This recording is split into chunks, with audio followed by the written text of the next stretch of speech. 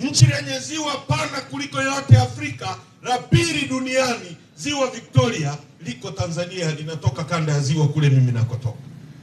La pili duniani. Nchi yenye ziwa lenye kina kirefu kuliko yote Afrika, la pili duniani, ziwa Tanganyika, linatoka Tanzania. Nchi ya tatu kwa kuwa na dhahabu nyingi duniani.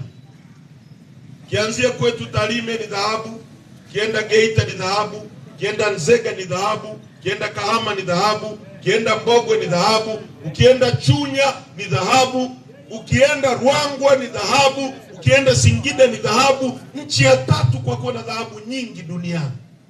Na leo nilipokuwa naangalia bei ya dhahabu, gramu moja ya dhahabu, gramu ni 310,000.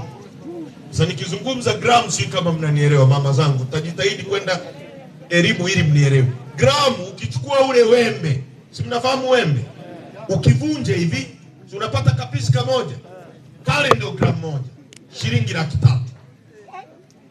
Sasa sisi ni nchi ya tatu ya kutoa madini yenye thamani kiasi hicho duniani. Ni nchi ambayo ina gesi huko baharini, futi za ujazo trilioni 54.5.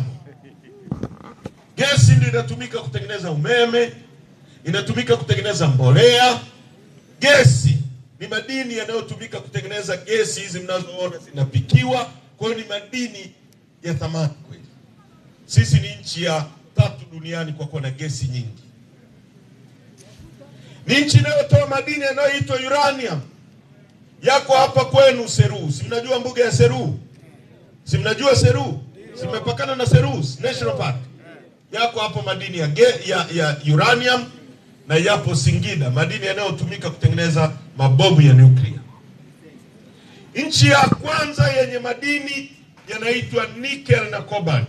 Sio pekee duniani, lakini na madini mengi ya nickel na cobalt kule Kagera Kabanga, madini yanayotumika kutengeneza ndege na betri za simu mnazotumia hapo yanatoka Tanzania.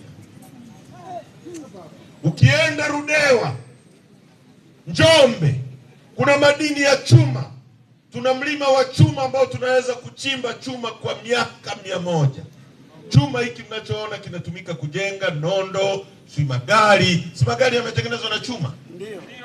Chuma hicho kiko Tanzania. Tuna makaa ya mawe. Tuna almasi Mwandui.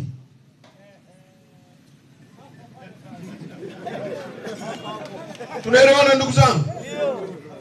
Tuna gesi, tuna almasi, tuna makaa ya mawe, tuna chuma, tuna tanzanite, tuna ardhi, tuna maji.